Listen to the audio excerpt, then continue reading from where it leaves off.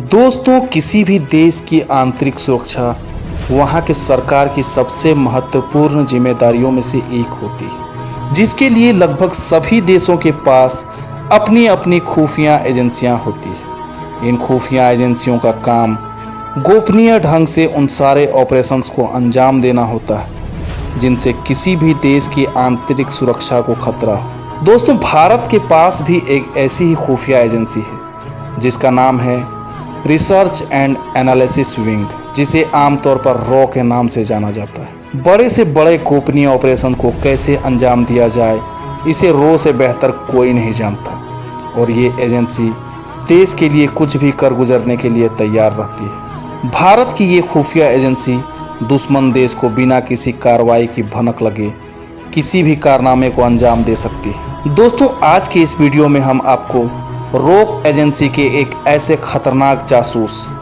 Black tiger उर्फ रविंद्र कौशिक के बारे में बताने वाले हैं, जिसके बारे में जानकर आपके रोंगटे खड़े हो जाएंगे। तो इसीलिए दोस्तों, वीडियो में एंड तक बने रहें। दोस्तों, रविंद्र कौशिक को यूं तो रियल लाइफ जेम्स बॉन्ड कहा जाता है, लेकिन इनकी कहानी फिल्मों से थोड़ी अलग है। ये कहानी है एक ऐसे भारतीय जाबाज जासूस की जो पाकिस्तान जाकर पाकिस्तानी सेना में भर्ती होकर मेजर की रैंक तक पहुंच गया था, लेकिन बदकिस्मती से कुछ ऐसा हुआ जिसने सबके होश उड़ा दिए। दोस्तों, 11 अप्रैल 1952 को राजसथा के श्री गंगानगर में पैदा हुए रविंद्र कौशिक बचपन से ही एक्टर बनना चाहते थे।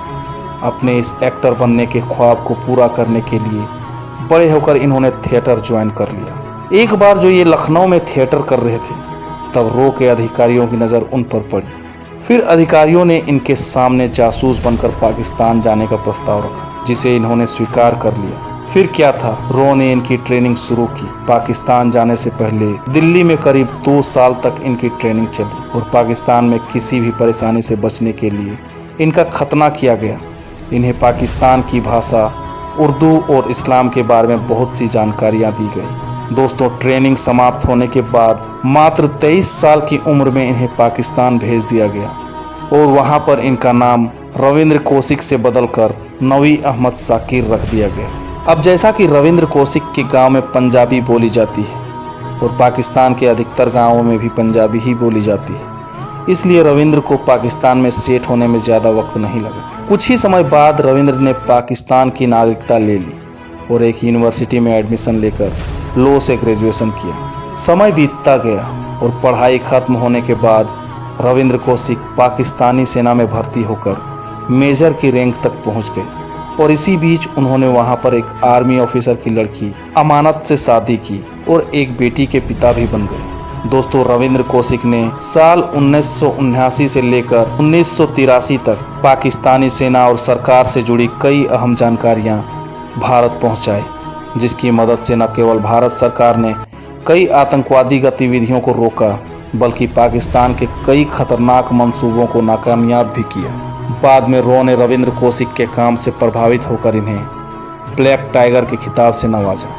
दोस्तों, सब कुछ अच्छा चल रहा था। फिर आया 1983 का वह मनहूस साल, जो रविंद्र कौशिक के लिए सबसे खतरनाक साबित हुआ। दरअसल हुआ ये कि 1983 में रॉ ने रविंद्र कौशिक से मिलने के लिए एक दूसरे एजेंट को पाकिस्तान भेजा, लेकिन बदकिस्मती से वो पाकिस्तान की खुफिया एजेंसी ISI के हत्थे चढ़ गया।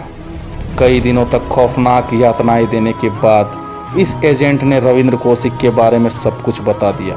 दोस्तों, फिर मरने के डर से रविंद्र कौशिक ने पाकिस्तान से बच निकलने के लिए कई असफल प्रयास किए, लेकिन भारत सरकार से कोई मदद न मिलने के कारण रविंद्र कौशिक को गिरफ्तार करके पाकिस्तान की जेल में डाल दिया गया। फिर पाकिस्तानी सेना ने रविंद्र को लालच और लंबी यातना देकर भारत की कुछ अहम जानकारियां निकालनी चाहिए, लेकिन कठोर यातनाओं के बाद में रविंद्र ने भारत की कोई भी खुफिया जानकारी देने से मना कर दिया। दोस्तों, फिर 1985 में रविंद्र को मौत की सजा सुनाई गई, जिसे बाद में पाकिस्तान की सुप्रीम कोर्ट ने उम्र कैद में बदल दिया। अपने उम्र कैद के दौरान रविंद्र ने जेल से अपने परिवार वालों को कई चिट्ठियां लिखी, जिसमें वो पाकिस्तान में होने वाले अपने अत्याचारों की कहानी बताते थे। एक खत में रविंद्र ने अपने पिता से ये भी पूछा कि भारत जैसे मुल्क के लिए कुर्बानी देने वालों को यही मिलता है। पाकिस्तान के मियांवाली जेल में 16 साल सजा काटने के बाद 2001 में रविंद्र कौशिक की मृत्यु हो गई और उनकी मौत के बाद भारत सरकार ने उनका शव तक लेने से मना कर दिया। दोस्तों, भारत के लिए अपनी जिंदगी कुर्बान करने वाले रविंद्र कौशिक को मरने के बाद अपने ही देश की मिट्टी तक नसीब नहीं हुई। दोस्तों, सलमान खान की फिल्म एक था टाइगर रविंद्र कौशिक की जिंदगी से इंस्पायर्ड है। तो दोस्तों, ये थी भारत के ब्लैक टाइगर की कहानी। उम्मीद करता हूँ कि वीडियो आप लोगों को पसंद आया। अगर वीडियो पसंद आया तो नीचे कमेंट करके हमें बताएं और वीडियो को लाइक करें, शेयर करें और हमारे चैनल को सब्सक्राइब करके बेल आइकन ऑन कर लें।